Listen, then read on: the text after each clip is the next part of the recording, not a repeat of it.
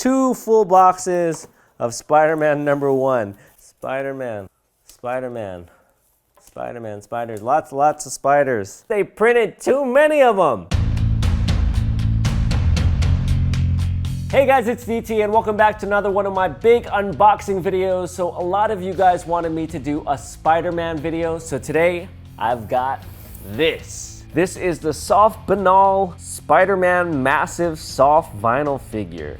I'm not really sure what Sofbinal means. I mean, it says massive soft vinyl figure, so maybe it means soft vinyl? Soft vinyl? This is actually created by a company called Sentinel. I think they're based out of Hong Kong. And this is a PVC statue. It says it's for ages 15 and up. So there are a few reasons why I wanted to show you guys this piece. One, I thought it was kind of cool. And the other reason was most of the quarter scale statues that I show you on this channel are really expensive. I wanted to show you guys something a little bit more affordable. This one only retails for $130, which for a plastic statue is a lot of money, but compared to some of the other ones that I showed you, it's relatively inexpensive. So we're gonna unbox this, take a close look at it, look at all the details, and then I'm gonna compare it to some of my more expensive Spider-Man statues. And we'll see if the price difference is worth it. Oh, one more thing. I've got 2 of them. So just like I said in our giveaway video, I got another one to give away to one of you guys. So how do you guys enter to win this one? Well, stay tuned to the end of the video and find out. They also have a Venom statue. It looked really cool, but a lot of people had a hard time getting it to stand up properly. It would just fall over because one of the legs wasn't positioned right. I'm hoping it doesn't have the same problem with this guy right here, but if it does, Amazon has a good return policy, so I can just ship it back. Okay, so let's open this guy up. Okay, so right off the bat, we've got some plastic packaging. It's kind of like a clamshell packaging. It's not like the styrofoam and heavy-duty boxes that we get with some of the other stuff from Sideshow and XM Studios. This is PVC, so it's a little more durable than the polystone stuff. Pretty well protected from all sides. So we'll cut the tape off of here, making sure not to cut the actual statue. And it is wrapped up, and hey, look at that. It stands up. Very solid looking. So right off the bat, much better than the Venom. The Venom is a lot bigger. I think it cost another $100 more. So it was a really bummer to see that that statue didn't stand up correctly. But it looks like this guy stands up. He's got a really dynamic crouching pose. So I like all the detailing in the sculpt of this piece. There are a lot of little fine lines. He's almost overly muscular, just from all the ridges in his back. You don't usually see that on Spider-Man statues. Spider-Man's not really known to be overly muscular, but here we can see all the muscle definition, especially in his back and his arms. The blue looks a little bit shiny for most Spider-Man. Spider-Man's usually known to have sort of a cloth-like costume, but here it looks almost metallic. The texturing sort of looks almost symbiotic, more like the texture you'd see on a Venom or a Carnage statue. I don't know how to describe it. It's sort of like a sticky taffy type texture. His triceps are a little underdeveloped when you compare them to his biceps, but when you're looking at it from the front, it doesn't stick out too much. He's got that really stretched out Spider-Man appearance, almost like he's a contortionist. I like his right hand, how it's kind of gripping the ground. The left hand looks a little strange to me. He's got kind of his web slinging pose with his hand, but it's kind of like down with bent fingers. There is some room for improvement in the paint. From far away, you're not going to be able to tell. Some of the dark web lines in his costume, some of them are really black, and other ones look sort of like pencil, very light. Not a big fan of the metallic blue, but under the right lighting conditions, it might not look so shiny. He's got the big McFarlane-esque eyes. Of course, he's got the big black spider on his chest and the big red one on his back. Overall, I think it's a really cool piece. Some pros about this: it is very lightweight. It's more durable than most statues. It doesn't have a big footprint. You can display this with other larger statues and it's not going to block the way because he's so close to the ground. And it is a really dynamic pose with a lot of detail. If you're into the black symbiote Spider-Man, they are coming out with a black suit version in the near future. Now that you've seen this $130 Spider-Man statue, I'm gonna show you guys a $1,000 Spider-Man statue. Okay, so here it is. This is the Sideshow Spider-Man Comiquette. It came out quite a while ago, but it's still one of the most sought after Spider-Man statues. Mainly because of this cool pose that he has where he's actually coming off of the wall. So as you can see, this statue is a lot bigger than this guy right here. It looks more to be along the 1/6 scale, whereas this guy is a quarter scale, meaning he's 1/4 the size of Spider-Man in real life. His costume, again, is more classic, a lot more smooth, a little less muscular.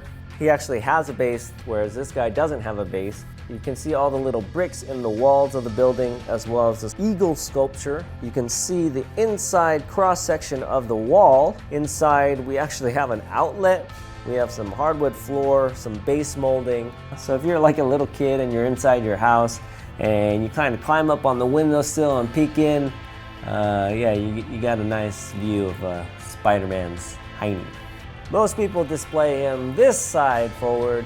Again, he's doing the web shooting, but it actually looks like this guy's going to shoot a web, whereas this guy, he's just like, hey. It's a very nice piece, my favorite Spider-Man in my collection, but I have one more. This is the newer Sideshow premium format Spider-Man.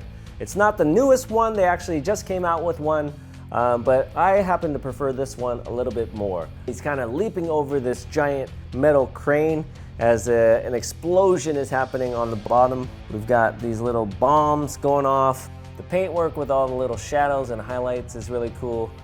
This one does have a few switch outs. We've got a web coming out of this hand. The alternate hand doesn't have the web. So if you don't like the web, you don't have to use this one. There is another head as well. This one is the classic McFarlane head with the big eyes. And the other head, I believe, has like a winking eye. I guess Spider-Man can actually wink his costume. So I like the two big eyes. Not a big fan of the winking eye. You can still find it on eBay for under $600. So this is kind of the progression of things. So we have the $130 Spider-Man, the $500 Spider-Man, and the $1,000 up Spider-Man. Which one do you guys like better? Leave me a comment down below. Okay, so here's the three Spider-Man. Let's talk some comic books. So, of course, Spider-Man got his first appearance in this book right here, The Amazing Fantasy 15, back in 1962. So I've got a 4.0 CGC graded copy right here, signed by the man himself, Stan Lee. The next year, 1963, he got his own book, The Amazing Spider-Man, and this is issue number 1. And then many years later, in 1990, they came out with this Spider-Man. This is Spider-Man number 1, a CGC 9.8. This is the black and silver cover, and I actually own 200 copies of this exact book. And if you don't believe me, here they are. And as you can see, I decorated these boxes. Look at that. Whoa, look at that. Wow. Drew him all over this box. I drew on this one a little bit. I got lazy. I just put a sticker right here. 2 full boxes of Spider-Man number 1. We got Spider-Man number 1 for days. Spider-Man, Spider-Man, Spider-Man, spiders. Lots of spiders. So the story behind this, Spider-Man was very popular at the time. So when you went to check the Overstreet price guide, these really old books, like Amazing Spider-Man number 1, they were selling for like $3,000 at the time, which by today's standards is really cheap. I wish I had bought one back then. Now a $3,000 copy back then might run you a few $100,000 today. The idea was, if we can buy an Amazing Spider-Man number 1 for 12 cents back in 1963, then maybe in 1990 we can buy a $1.75 copy of this book, and one day, maybe in 2020, it'll be worth $3,000. That wasn't the case. And the reason why they're not worth $3,000 today is because they printed too many of them. Like I explained on our comic book challenge video, a lot of the value in comic books has to do with supply and demand. So the demand was there. Everybody loved Spider-Man. Everybody loved Todd McFarlane as an artist, but the supply was just out of control. So everybody can get their hands on it. It wasn't rare, wasn't hard to find. Because I bought so many copies, the comic book store that I bought them from gave me a deal. So I did make a profit on this if I decide to sell it. I think this is one of the cases where the reprint was actually worth more than the first print. The first print also came in this. This is kind of like the green colored cover, not the black and silver. It also came in this polybag version. This one was, it says $2 collector's item. You actually have to pay 25 cents more to get a little bag around it. I thought I was gonna be the most wealthy 15-year-old in school, but that didn't turn out like that. And this is what the second printing looks like. Instead of the silver, it's got the gold.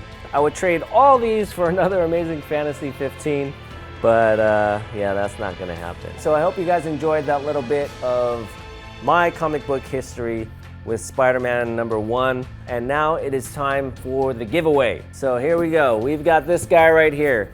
Do you guys like this? This is a pretty cool statue. Look at that. If you have 200 copies of Spider-Man #1, like, you can just put them like that.